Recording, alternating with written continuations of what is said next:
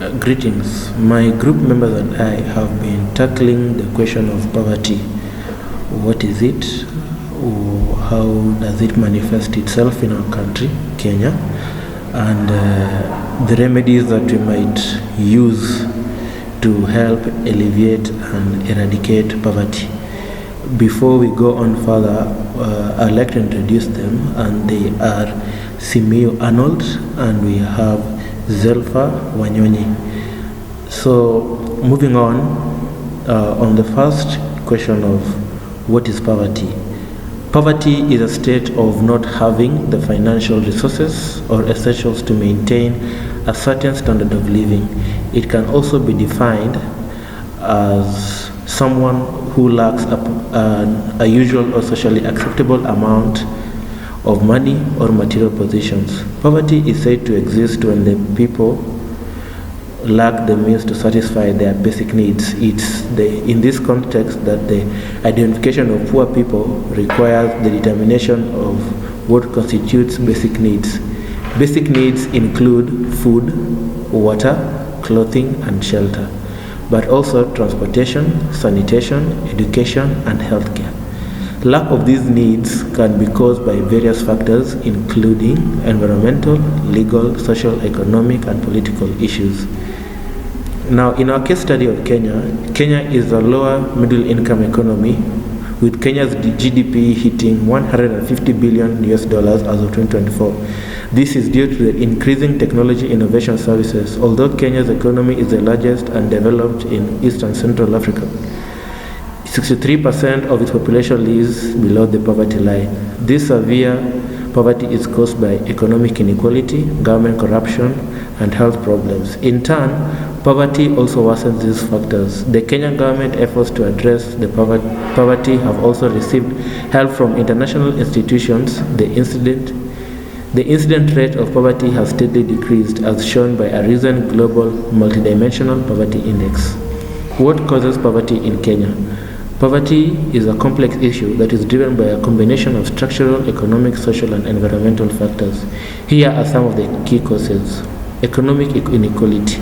Despite Kenya's economic growth in recent years, wealth distribution remains highly uneven. A significant proportion of resources and opportunities are concentrated in urban areas, particularly Nairobi and Mombasa, while rural regions and informal settlements lack adequate infrastructure, job opportunities, and access to services. High unemployment and underemployment. Kenya has a young population, but job creation has not kept pace with the growth of the labor force. Many young people lack access to stable employment, and those with jobs often work in low-paying informal roles without benefits or security.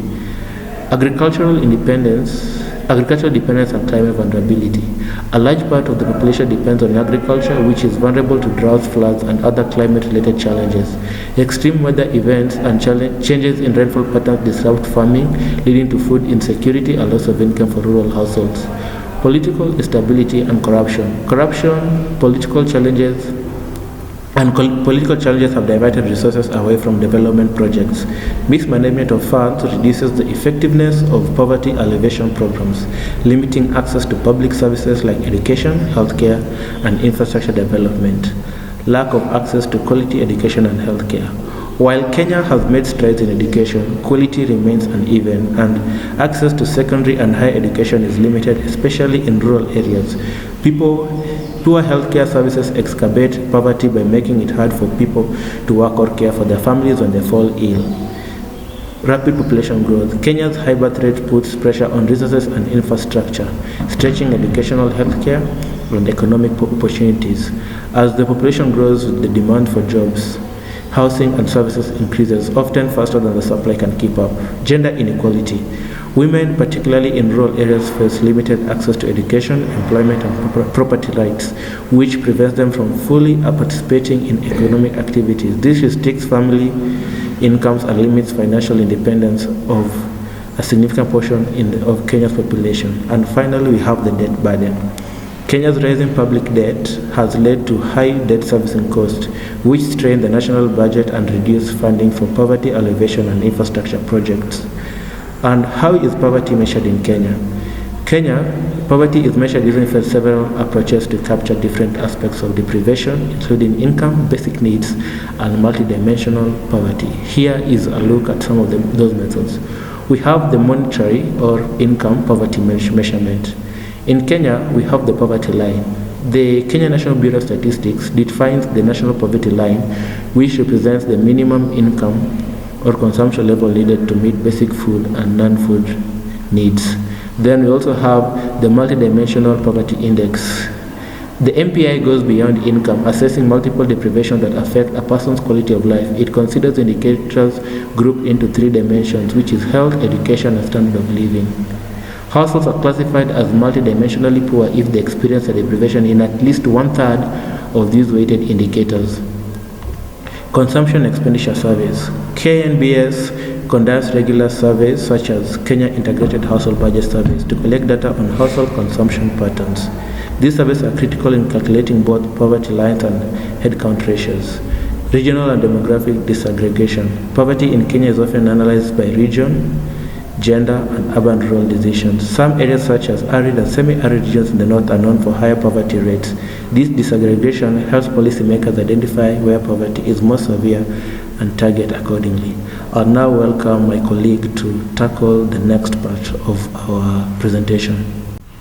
I'm Wanyonyi Zelfa, the next presenter, and I'll be tackling problems associated with poverty in Kenya. Poverty in Kenya has a wide-ranging effect that impact individuals, communities, and the country as a whole. Here are some of the major problems associated with the poverty in Kenya: poor health and malnutrition. Many people living in poverty cannot afford health services, result in high rates of untreated illness. We have low education attainment. Poverty often forces children to drop out of school to work and support their families. We have unemployment and underemployment, where the lack of job opportunity, especially in rural areas and informal settlement, limits income generating possibility and leads to cycle of poverty. We have food insecurity, where many Kenya households cannot afford enough food, particularly during drought or poor harvest seasons. We have inadequate housing and poor living conditions. Poverty drives people to settle in informal, overcrowded areas and poor sanitation and inadequate infrastructures. We have increased crime and insecurity. High level of poverty can lead to crime, as people may turn to theft or robbery to meet their basic needs. We have environmental degradation. People in poverty, especially in rural areas, often rely on natural resources like forests for firewood, charcoal, and they also which these activities may lead to deforestation, soil erosion, and loss of biodiversity. We have social inclusion and inequality. Ethnic minorities, women, and people with disability often face additional barriers to education, health care, and employment, worsening poverty among these groups. We have increased dependency on aid and welfare.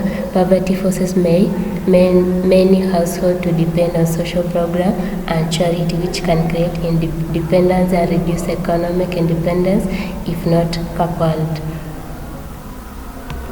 We have low national economic growth, poor health, malnutrition, and lack of education reduce productivity, which in turn limits economic growth. And we have political instability and violence. Political can lead to dissatisfaction with the government and resentment among different social or ethnic groups, leading to political unrest and violence, especially during election periods. Then you have the last one, which is intergenerational poverty.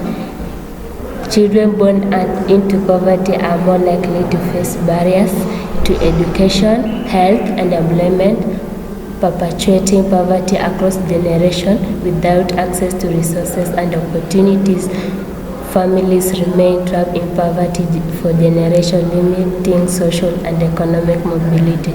Thanks for listening to me. I'll come last presenter. Hello, my name is Arnold Simiu, and I will be taking you through remedies to the poverty question in Kenya. And here are some of the strategies that can help achieve this. And we have economic growth and job creation. Supporting SMEs through access to affordable credit, training, and business infrastructure can create jobs and reduce poverty. The second point, we have agricultural development and food security.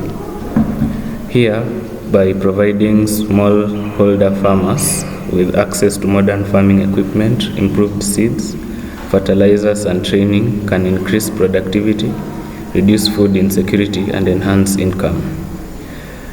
Number 3, we have enhanced education access and quality. Investing in education, particularly in marginalized areas, can improve school facilities, provide resources, and retain qualified teachers, ensuring that all children have access to quality education. Number 4, we have improve healthcare services. Healthcare coverage ensures that all Kenyans, regardless of income, have access to quality healthcare services, preventing poverty-related health issues and financial strain from medical expenses. Government and non-profit organizations can work together to provide nutrition programs targeting children, pregnant women, and low-income families to combat malnutrition and stunting. Point number 5, we have enhancing social protection program. Expanding cash transfer programs for elderly people with disabilities, people with disabilities, and vulnerable families provides a safety net, enabling households to meet their basic needs and invest in productive activities. Point number 6, promote financial inclusion. Financial literacy programs teach people how to save, budget, and invest their money, empowering them to make better financial decisions and break the cycle of poverty. Other points include investing in infrastructure development, fighting corruption, and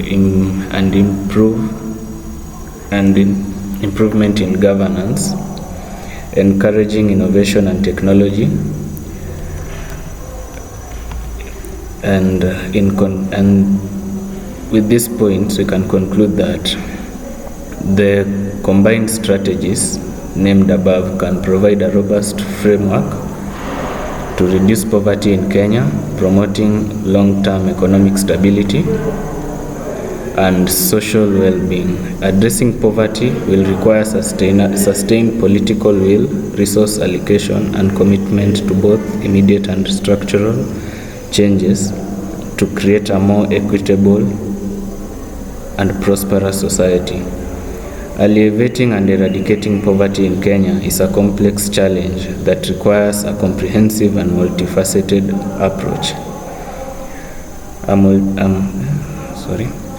While significant strides have been made in recent years, there is still much work to be done.